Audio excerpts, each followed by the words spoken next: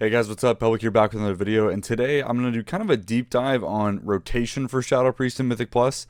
I've given some kind of like vague info on how to do this, but what I did is actually compiled some clips from, this is a couple weeks back, but the rotation's still relevant, of kind of examples of a few pulls inside of dungeons and kind of showing you how I approach them depending on the talents that I'm picking. So let's dive in. Alright, so just to caveat this, I'm not necessarily going to be playing 100% perfectly in these clips, but I'm going to at least use them to talk about how how you should be approaching these pulls given the kind of best optimal scenarios. So it's a pretty good example, but I don't want to claim that every single button cast that I did was necessarily perfect in the moment, but we'll talk about that when we go there. So this first pull is probably an example that a lot of people will struggle with this shadow, just because it's a little difficult. So this is actually the Jagged Hound pull here in Waycrest.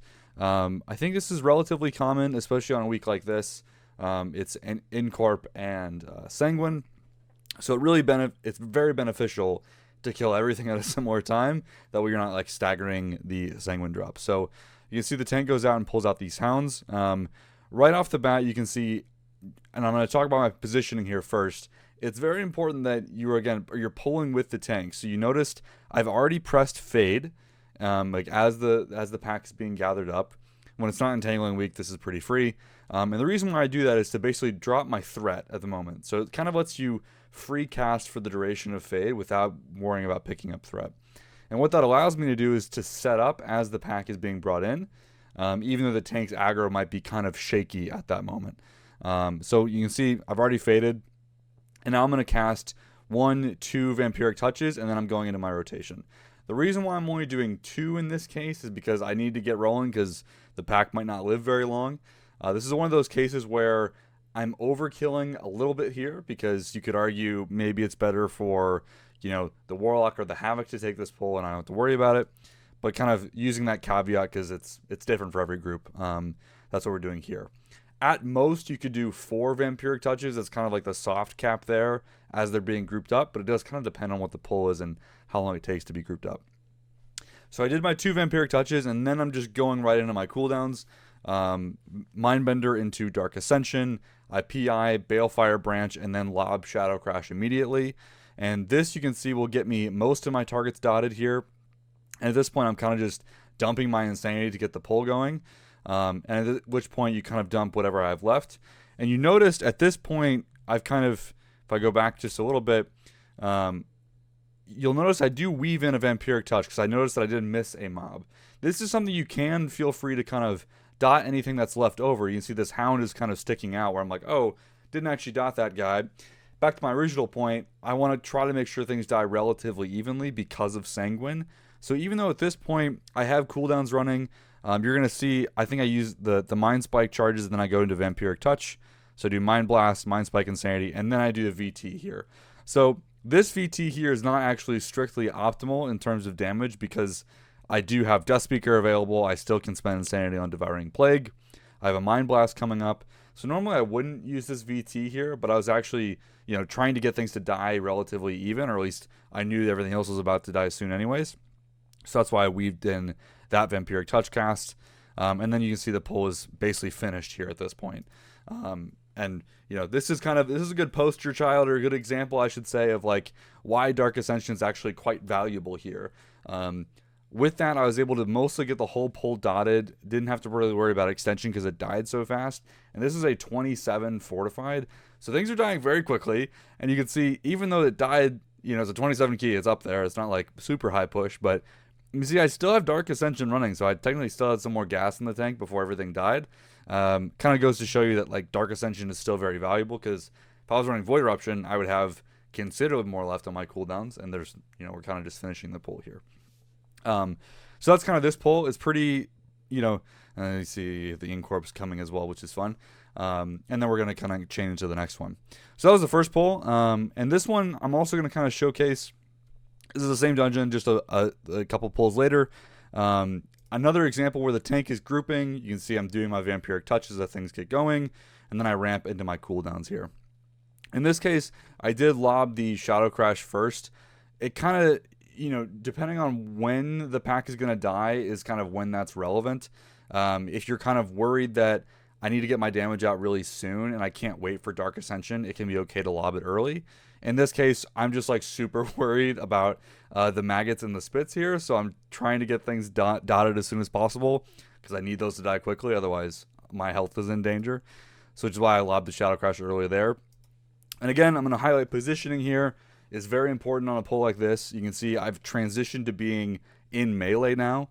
The reason why I call this out is for primarily two reasons.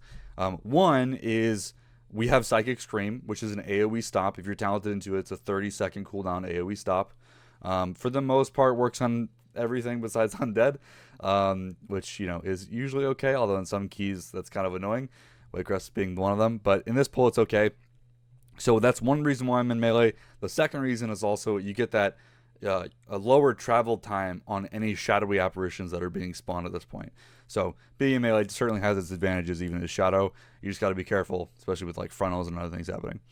So I'm transitioning into melee, and at this point I do want to highlight that I'm running Mind's Eye in this dungeon. The reason why I'm running it here, mostly because it's a Sanguine week, and you kind of, there's a lot of value in prioring damage on a single target here. I didn't do the best job of it here as the pull was being gathered. You know, it can be kind of hard to target the thing that I want, but in this case, we have the Matron coming with us, and generally speaking, you want to target the highest health mob that you want to prio down and kill that as soon as possible to kind of get more even cleave damage happening naturally from you and the other members of your group. Now, in this case, like I said, I'm actually focusing this peasant here. Probably should have been on the Matron, but, you know, just kind of how the pull went. And we're going to end up chaining this anyway, so it doesn't super matter. And you can see he still ended up doing pretty well in that pull. And this is kind of one of those examples where our damage pattern is kind of nice here because we can kind of afford to cleave off the Matron if we need to and still do relevant damage to everything else in that key. And you see we're still chaining, there's still maggots spawning. Doing a lot of manual dotting here just because I know that things need to die. Again, kind of playing with how optimal that is, just depending on how you want things to die. Kind of depends on if you're looking to top meters versus do relevant damage here. And this pull is mostly done at this point. Again, I just kind of want to showcase how I'm focusing targets here with Mind's Eye, just because that is kind of part of the point of taking the talent, making sure things die when you want them to, and also, you know, helping your group when needed. Okay, next up, we've transitioned dungeons. So this is Lower Dawn of the Infinite. And I kind of wanted to showcase this one again. It's another one where you're able to ramp up a little bit here. So as we let's see, get back into this dungeon. VLC scrubbing isn't the best here. So you can see as I'm starting off this pull, the tank's already kind of running in, and I'm already kind of, again, trying to run with the tank and pull with the tank, although you got to be careful to not get proximity aggro. So you can see he's already pulled this. I'm already vampiric touching. He hit the mobs there, so I didn't need to fade as he started. But then after that, I immediately fade as we're running. And again here, your goal is to get 4 targets dotted, usually. If he's still gathering and you're still kind of waiting, so on this case, I don't actually have cooldowns here, so I'm not quite ready to blast yet. So what I do here is I'm just taking this time to calmly ramp up my damage. Ideally, I would have had cooldowns here, but we had just done the boss, and, you know, sometimes this happens. It's totally fine. So you see I'm kind of taking my time to ramp up this pull here, kind of make sure everything's dotted, kind of refresh things as needed. This is a case where I'm running Distorted Reality here, and now I'm popping cooldowns and ready to go. And the important difference here that I wanted to kind of highlight is, similar to what we were doing before, we still did the same kind of ramping dot play style, but now I'm taking Distorted Reality. And what that means is I can be more loose with what I'm targeting. So in a case like this, it is still Sanguine week, so you still kind of want things to die evenly, but you can kind of roughly see like health percentages of this pill are relatively even.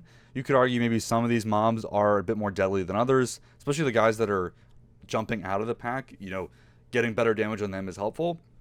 But in this case for Distorted Reality, you'll notice I'm actually tab targeting or click targeting different targets every time I have a Devouring Plague available to actually spread out that Devouring Plague damage. You see I tab Devouring Plague, and that kind of lets me spread out my Devouring Plague ticks, which also plays into if you're running Phantasmal Pathogen, which this build I'm not, but sometimes you would.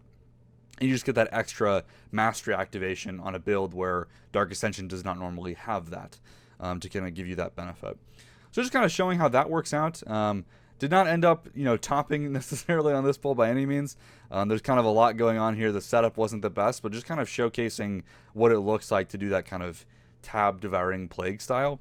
You don't have to be prescriptive with it. Be kind of loosey-goosey, and again, kind of target things as needed, but that's the overall idea with that kind of a pull and that kind of style. Okay, so let's move on. The kind of last couple clips in the video that I wanted to show is Void Eruption. So switching over to Black Recall, this is a 28 fortified. So 28 for me is kind of the cutoff point where I think you're going to start seeing the kind of Void Eruption, Yogg-Saron Ghost build become more relevant. And what I mean by more relevant is just that the damage pattern makes more sense for that key based on how you're pulling it. There's just a lot of pulls in here where you can afford to, just get a lot of mobs gathered together, and they're living for a long enough duration. So you can see here, I'm actually pulling for the tank here to help them out, although we kind of messed it up. So I pulled these 2 retainers on the side over here, and then I'm grouping up with the rest of my group here. So now that I'm grouped, just like the other builds and playstyles, I still want to get a couple of Vampiric touches out here. Now, again, part of this is like learning to count mobs, which even I'm not the best at. So we have 1, 2, 3, 4, 5, 6, 7. Technically, there's only 7 mobs here. So I did 1 Vampiric touch, and then I realized that there was, less than that. And then I went ahead and went into my full burst because I knew Shadow Crash would cover the rest. Now, in this case, I opted to go ahead and send my cooldown. So, and I do something different in the next one. Typically, with Void Eruption, you want to dump your Mind Blast charges before you get into the pack. Now, in this case, the reason why I didn't do that is, one, I kind of started the pack a little late, so I wasn't able to ramp effectively. And I was a little worried out of 28, just being kind of on the cusp of it, that the pack would not live quite long enough. So, full duration pack, it's going to live forever. You usually want to dump these blasts before you go into Void Eruption. In this case, I didn't think it was going to live that long, so I went ahead and just went right into Mindbender Void Eruption. And now I'm in blast mode. From this point on, the rotation is pretty simple. You're still following the normal priority order. In this case, I am taking Mind's Eye. When you're in a pull like this and you have Mind's Eye, you can kind of stop thinking about Devouring Plague. You're going to be generating so much insanity, you can kind of just full send it as you want. You don't need to, optimize it too much, especially in a build like this where I believe I was taking Screams of the Void. Yeah, so I have Screams up here too, which also kind of means you can kind of press it every 4 seconds and still get good value out of it. So yeah, and this pull is going to keep on going forward. You see I'm still trying to be in melee. Part of that's for AoE stops, and then also the ghost travel time here. And again, trying just to find the mobs that I think are not fun. So in this case, I'm focusing the retainers here. With your group, you can kind of coordinate what that looks like. I play a lot with an outlaw rogue, and it is kind of, if we're both focusing down the same target, that thing will get annihilated. So I do kind of have to spread sometimes. This is a good call out here, and the pull is kind of getting close to dying here. You can see Shadow Crash had 4 or 5 seconds left, but I actually used Shadow Word Pain to spend my tier set stack charges. Did that for a couple reasons. One, by the time Shadow Crash would come back, there would probably only be 2 targets left, and at that point, I would probably want to save Shadow Crash for the next pull anyways. And then 2, just hard casting Shadow Word Pain here is nice for the priority target damage. So you can see sometimes you will do that even in AoE. And as I mentioned before, you can see the pull is already kind of wrapping up. There's only like 2 targets left, and Void Eruption, it's still going. I just have much less to do. There's just less targets around. So you can see this is kind of where that cutoff is of like, we barely finished that pack before my cooldowns ran out. So if I would have done those 2 Mind Blasts at the start of the pack, like I mentioned, Void Eruption would have had even more going on, which is why you sometimes can afford to short circuit it if the duration isn't long enough. But again, as you're pushing up, that can be quite variable, especially depending on the group comp that you're in. So that was this first pull. We're going to go and move on to this next one.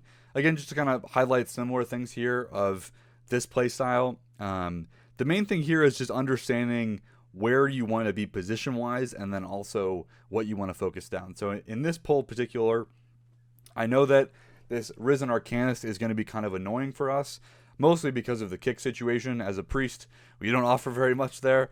And in fact, in this dungeon, I'm actually not taking kick because I don't always need it if my group is all coordinated, especially with a healer kick. But because of that, I wanted to kind of make sure that that target is dying first. And if I need to emergency stop with Psychic Scream, I can do that. So in this case, I'm actually focusing down that mob with all my Devouring Plagues and kind of cleaving off that guy to start with.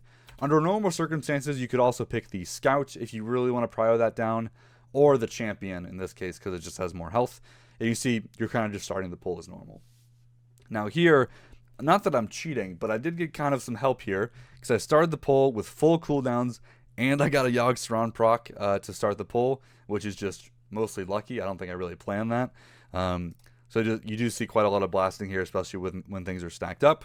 And again, focusing on prioritizing that mob, and you see as the Arcanist got really low, where I was like, okay, it's about to die. That's when I'm transitioning to the next priority target. In this case, I want the Scout to die next.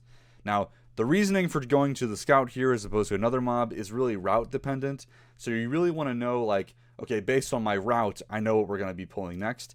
Once I can get these Scouts down, we can actually chain to the next pull. So that's where I kind of chose to do that here. But in a pull like this, you could also be like, well, maybe I should focus the mob that's getting Sanguine healed to kind of reduce how much we have to overkill it by, that kind of thing. So there's a lot of kind of right or wrong answers here, you know, of like what makes the most sense for your group. Isn't always the best for overall damage. You just kind of want to still play the dungeon, right? Just because you're topping a pack doesn't mean that's the best for the key necessarily. It kind of depends on what you're trying to get out of a pack like this. So you can see at this point, I went back to focusing a champion here because I knew the archer would eventually die. There it goes, it's dead. At this point, we chose not to change because it just got too low. So this is where communicating mid-key is very important because you can kind of know what to prioritize when things are happening. In this case, we didn't want to chain because Sanguine would have dropped soon after we pulled. So yeah, those are all the kind of clips I wanted to go over. Hopefully that was helpful to kind of showcase what I've done throughout a key. If you have any questions, definitely check out the Icy Veins guide in the description to kind of get over the nitty gritty of the priority, but hopefully this kind of helps showcase the thought process with some of these pulls, and let me know what you think. Hopefully this was helpful. Big thanks to all the members on YouTube and patrons on Patreon that are supporting me. Really appreciate it, guys, and we will see you in the next video. Thanks for watching.